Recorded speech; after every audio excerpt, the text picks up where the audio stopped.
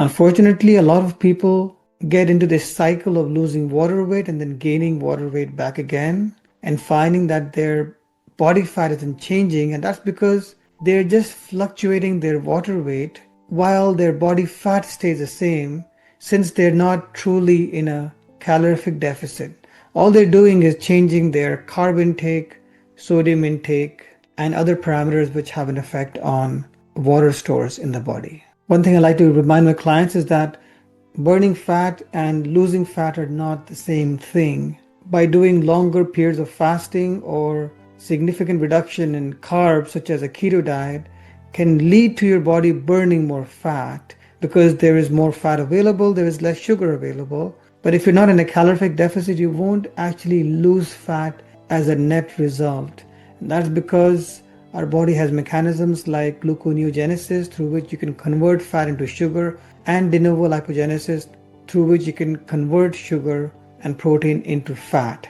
And so what really decides whether you lose fat or not is your calorie balance. And that, of course, leads to the next point, that fat loss is slow. If one meal a day or about 500 calories per day average would lead to about half a kilogram per day, and let's say if a person needed to lose 10 kilograms, then that means that would take 20 weeks, which is 5 months of consistent discipline. And that is where the vast majority of people, 99%, fall short.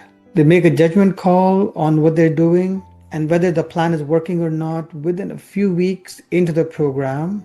They don't stick to it for that 4 to 5 months that they need to, and they stop believing in the process. They feel that their body is broken, their metabolism is broken, there must be some other cause, perhaps it's your hormones, perhaps it's your genetics. They lose trust in basic laws of physics and thermodynamics and fall victim to misinformation, which allows them to find a bogeyman, to blame something else, blame their metabolism or their genes, and give up on the whole program. And if there's one thing that I want you to take out of this video, it is that it takes persistent work for several months to see results. Initially, when you get into a calorific deficit, most of the weight you lose will be water weight, so there will be a much steeper loss in weight for the first month. Then you will see a plateau. This is the time when most people give up and lose hope. But remember, that's part of the process. Stick in there, stay in there, trust the process. It takes several months. One more reason why people give up and fail is because of often inappropriate expectations.